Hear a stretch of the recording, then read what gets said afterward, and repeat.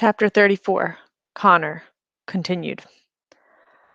Half a mile away, in aisle 14, space 32, sits a FedEx jet that has not moved since it was towed here more than a month ago. The Admiral has Connor drive him to the jet in his golf cart, but not before retrieving the pistol from his cabinet as a precaution. Beneath the starboard wing of the FedEx jet are 5 mounds of dirt marked by crude headstones. These are the 5 who suffocated in transit. Their presence here makes this truly a graveyard. The hatch to the hold is open. Once they've stopped, the Admiral says, "Climb inside and find crate number 2933. Then come out again and we'll talk." "You're not coming?" "I've already been." The Admiral hands him a flashlight. "You'll need this." Connor stands on the roof of the cart, climbs through the cargo hatch, and turns on the flashlight. The moment he does, he has a shiver of memory. It looks exactly the same as it did a month ago. Open crates and overtones of urine, the afterbirth of their arrival. He works his way deeper into the jet, passing the crate that he, Hayden, Emby, and Diego had occupied. Finally, he finds number 2933. It was one of the first crates to be loaded. Its hatch is open just a crack. Connor pulls it all the way open and shines his light in. When he catches sight of what's inside, he screams and reflexively lurches back, banging his head on the crate behind him. The Admiral could have warned him, but he hadn't. Okay, okay, I know what I saw. There's nothing I can do about it, and nothing in there can hurt me. Still, he takes time to prepare himself before he looks in again. There are 5 dead kids in the crate, all 17-year-olds. There's Amp and Jeeves. Beside them are Kevin, Melinda, and Raoul, the 3 kids who gave out jobs his first day there, all 5 of the Goldens. There are no signs of blood, no wounds. They could all be asleep except for the fact that Amp's eyes are open and staring at nothing. Connor's mind reels. Did the Admiral do this? Is he mad after all? But why would he? No, it has to have been someone else. When Connor comes out into the light, the Admiral is paying his respects to the 5 kids already buried beneath the wing. He straightens the markers and evens out the mounds. "They disappeared last night. I found them sealed in the crate this morning," the Admiral tells him. "They suffocated, just like the first 5 did. It's the same crate." "Who would do this?" "Who, indeed," says the Admiral. Satisfied with the graves, he turns to Connor.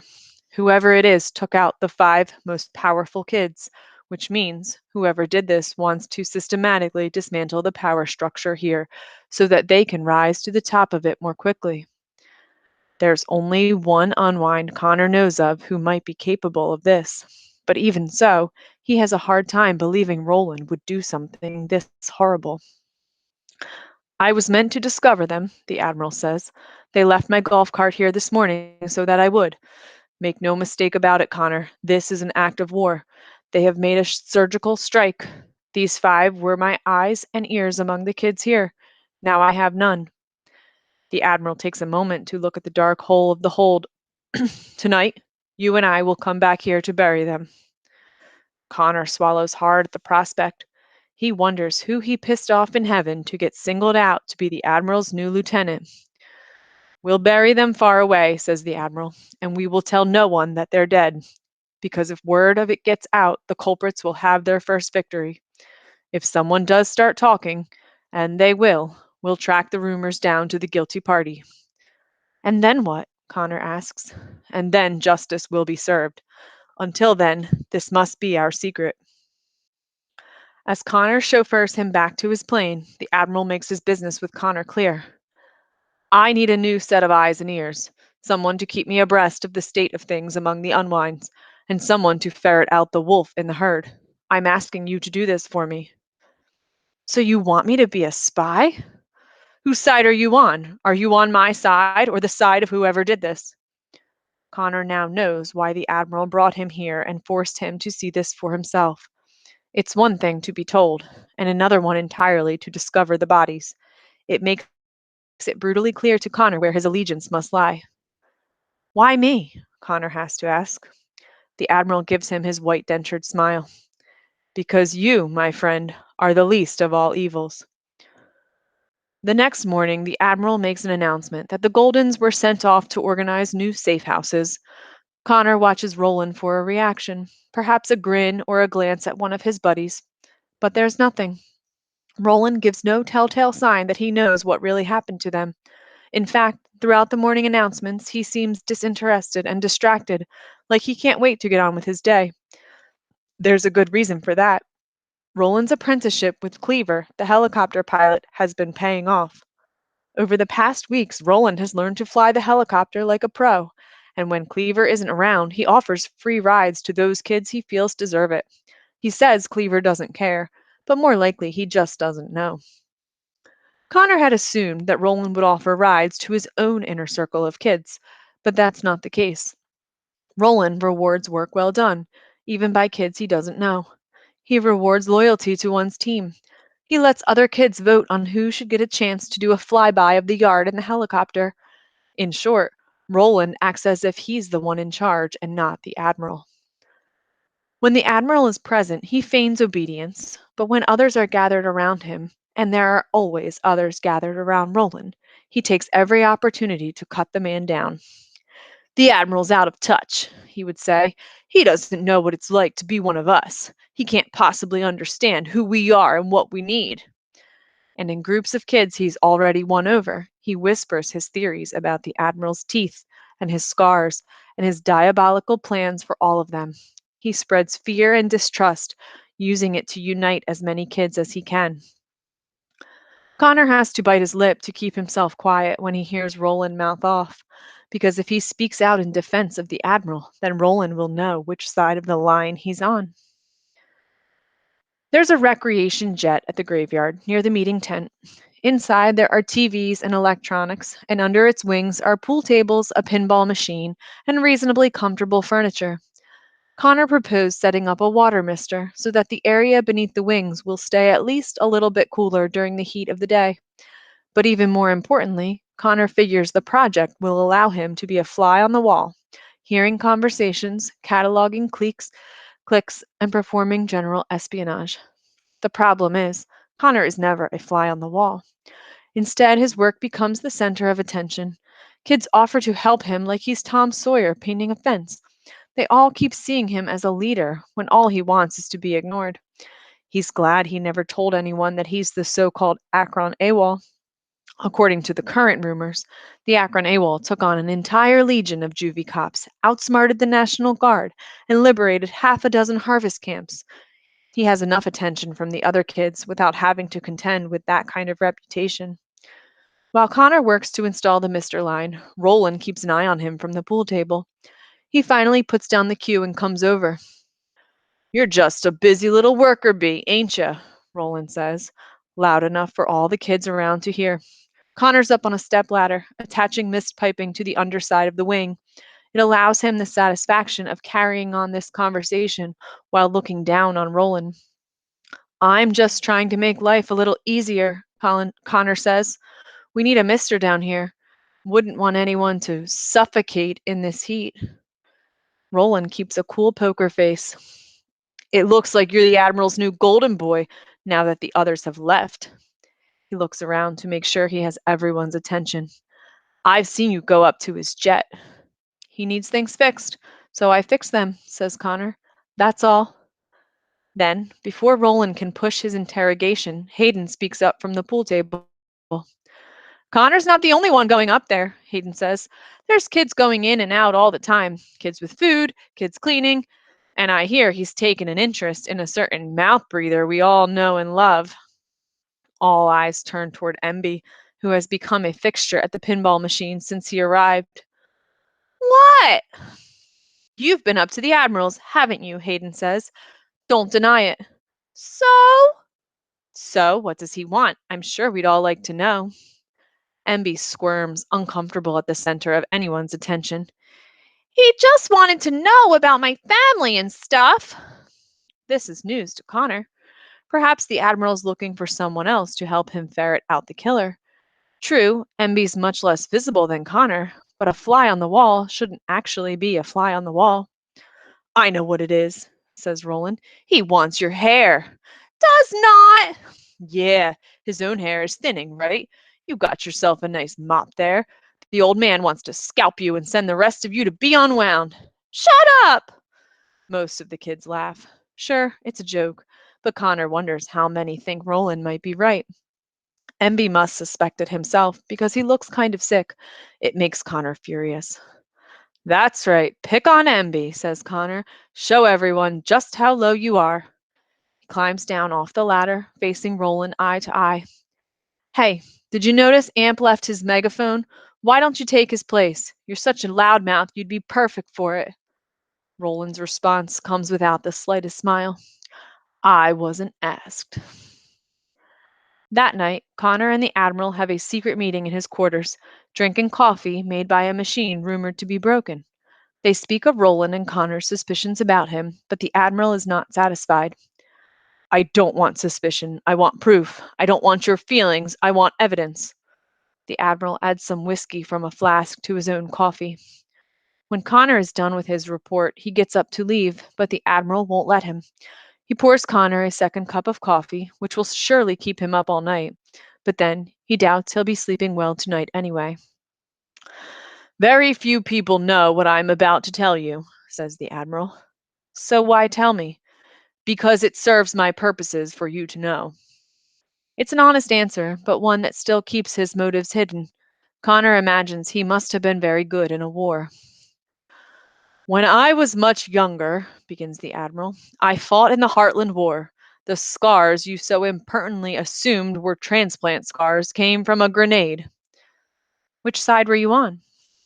The Admiral gives Connor that scrutinizing look he's so good at. How much do you know about the Heartland War? Connor shrugs. It was the last chapter in our history textbook, but we had state testing, so we never got to it. The Admiral waves his hand in disgust. Textbooks sugarcoat it anyway. No one wants to remember how it really was. You asked which side I was on? The truth is, there were three sides in the war, not two. There was the Life Army, the Choice Brigade, and the remains of the American military, whose job it was to keep the other two sides from killing each other. That's the side I was on. Unfortunately, we weren't very successful. You see, a conflict always begins with an issue, a difference of opinion, an argument, but by the time it turns into a war, the issue doesn't matter anymore, because now it's about one thing and one thing only, how much each side hates the other. The Admiral pours a little more whiskey into his mug before he continues. There were dark days leading up to the war. Everything that we think defines right and wrong was being turned upside down. On one side, people were murdering abortion doctors to protect the right to life, while on the other side, people were getting pregnant just to sell their fetal tissue.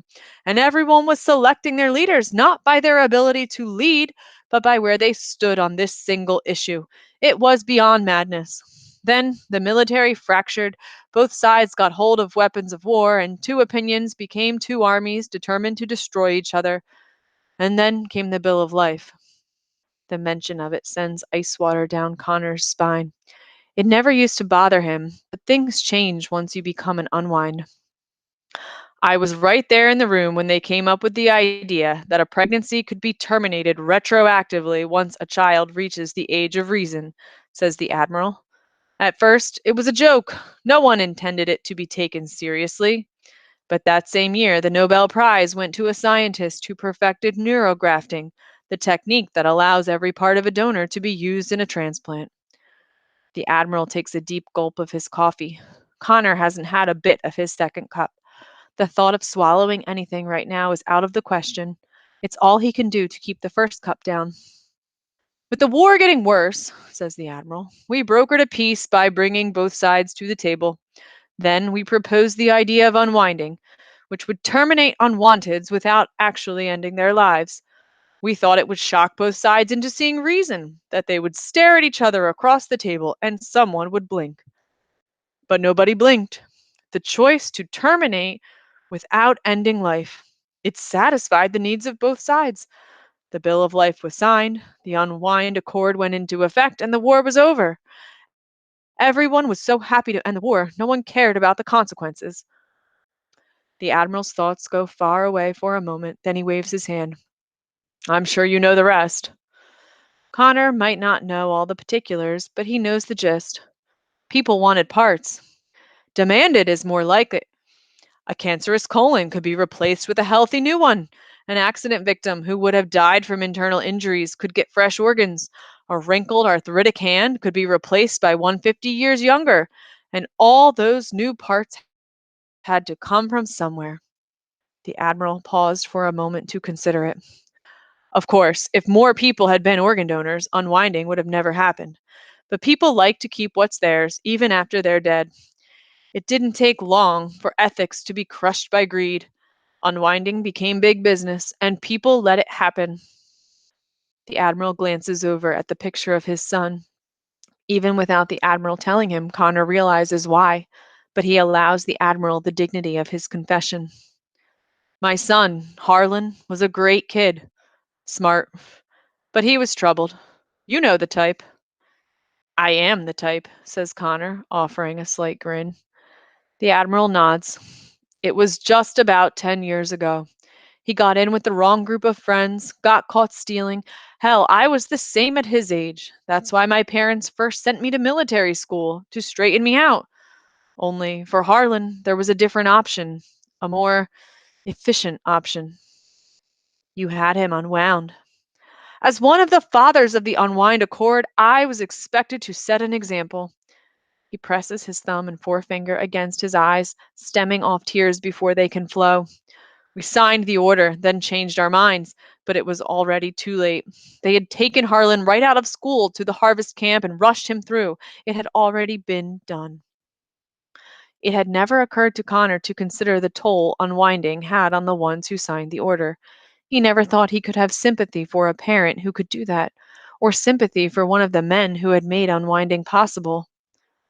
I'm sorry, Connor says, and means it. The Admiral stiffens up, sobers up almost instantly. You shouldn't be. It's only because of his unwinding that you're all here. Afterward, my wife left me and formed a foundation in Harlan's memory. I left the military, spent several years more drunk than I am now, and then, 3 years ago, I had the big idea. This place, these kids, are the result of it. To date, I've saved more than 1,000 kids from unwinding. Connor now understands why the Admiral was telling him these things. It was more than just a confession, it was a way of securing Connor's loyalty, and it worked. The Admiral was a darkly obsessed man, but his obsession saved lives. Hayden once said that Connor had integrity. That same integrity locks him firmly on the Admiral's side, and so Connor holds up his mug. To Harlan, he says.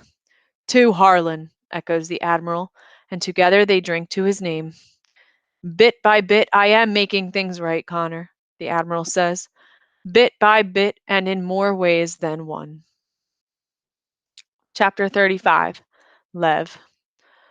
Where Lev was between the time he left sci-fi and his arrival at the graveyard is less important than where his thoughts resided. They resided in places colder and darker than many of the places he hid. He had survived the month through a string of unpleasant compromises and crimes of convenience, whatever was necessary to keep himself alive. Lev quickly became street smart and survival wise. They say it takes complete immersion in a culture to learn its language and its ways. It didn't take him very long to learn the language of the lost. Once he landed in the safe house network, he quickly made it known that he was not a guy to be trifled with. He didn't tell people he was a tithe. Instead, he told them his parents signed the order to have him unwound after he was arrested for armed robbery. It was funny to him because he had never even touched a gun. It amazed him that the other kids couldn't read the lie in his face. He had always been such a bad liar. But then, when he looked in the mirror, what he saw in his own eyes scared him. By the time he reached the graveyard, most kids knew enough to stay away from him, which is exactly what he wanted. The same night that the Admiral and Connor have their secret conference, Lev heads out into the oil-slick dark of the moonless night, keeping his flashlight off. His first night there, he had successfully slipped out to find Connor in order to set him straight about a few things. Since then, the bruise from Connor's punch has faded, and they haven't spoken of it again. He hasn't spoken much to Connor at all, because Lev has other things on his mind. Each night since then, he's tried to sneak away, but every time he's been caught and sent back. Now that the Admiral's 5 watchdogs have left, though, the kids on sentry duty are getting lax. As Lev sneaks between the jets, he finds that a few of them are even asleep on the job. Stupid of the Admiral to send those other kids away without having anyone to replace them. Once he's far enough away, he turns on his flashlight and tries to find his destination. It's a destination told to him by a girl he had encountered a few weeks before. She was very much like him. He suspects he'll meet others tonight who are very much like him as well. Aisle 30, space 12. It's about as far from the Admiral as you can get and still be in the graveyard. The space is occupied by an ancient DC 10, crumbling to pieces in its final resting place. When Lev swings open the hatch and climbs in, he finds 2 kids inside, both of whom bolt upright at the sight of him and take defensive postures. My name's Lev, he says. I was told to come here. He doesn't know these kids, but that's no surprise. He hasn't been in the graveyard long enough to know that many kids here. One is an Asian girl with pink hair. The other kid has a shaved head and is covered in tattoos. And who told you to come here? Asks the fleshhead. This girl I met in Colorado, her name's Julianne. Then a third figure comes out from the shadows. It's not a kid, but an adult, mid-20s maybe. He's smiling. The guy has greasy red hair, a straggly goatee to match, and a bony face with sunken cheeks. It's Cleaver, the helicopter pilot.